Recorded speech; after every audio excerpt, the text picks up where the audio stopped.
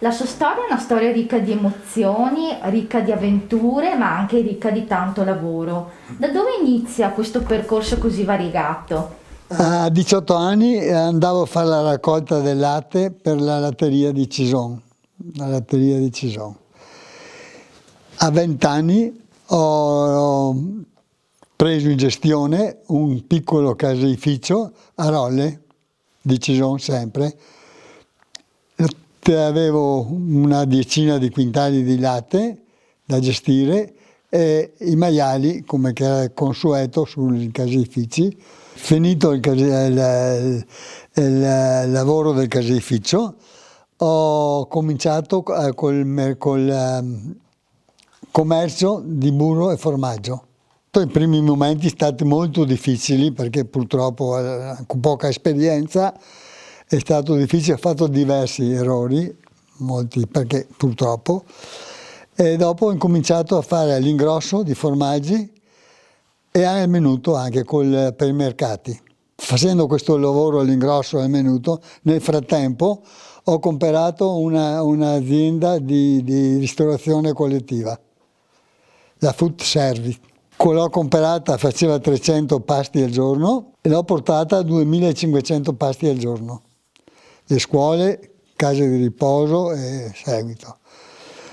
Nel frattempo, con la spalla di Salesiani, ma ho preso una parte del castello, per hobby naturalmente, non per lavoro, ma così dopo si è fatto diversi pranzi anche così.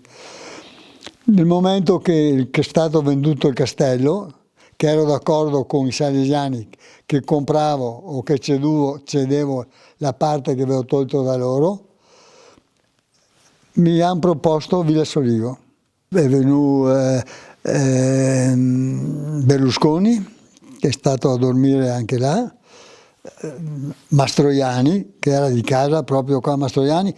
Il momento che è stato fatto a Maglio Amante, tutti gli attori erano qua di casa, da Mastroianni, dalla Laura Antonelli, era sempre qua, un manager dormiva qua anche.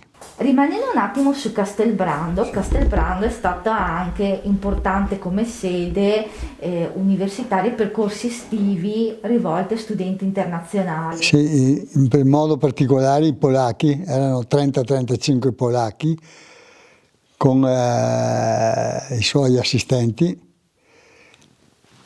che dopo finito Castelbrando sono venuti a Villa Soligo per 2 anni ancora.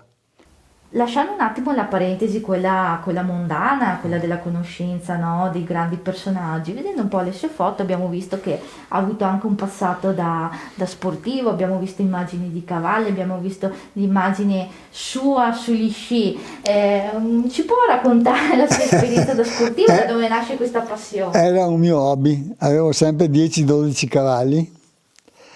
E dopo finire il lavoro andavo ai concorsi nazionali e anche internazionali, a Arco di Trento, a Bolzano e dopo i vari concorsi nazionali in giro. I cavalli ho smesso perché avevo troppo impegno e con tutte le attività che avevo ho dovuto smettere. Un hobby adesso che ho, un hobby proprio profondo, andare a sciare. Dando ospite dai Danussi di Pordenone, Danussi, ho visto dei tappeti stupendi, mi è venuto il piacere di averli, di trattare. Purtroppo dopo mi ha preso la mano. E quanti ne ha in tutto? Se li ha mai contati? 1 migliaio. Addirittura, ma tutti qua o No, anche? qua che ne ho ancora 500-600.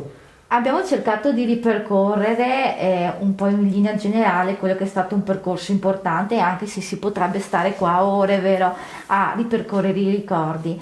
Ma in sintesi, a un giovane che volesse avere quelle che sono state le sue emozioni e le sue soddisfazioni, che cosa gli direbbe, che cosa gli consiglierebbe? Che prima di tutto la passione e dopo purtroppo il sacrificio. Ho fatto tutto divertendomi, ho fatto tutto quasi per gioco.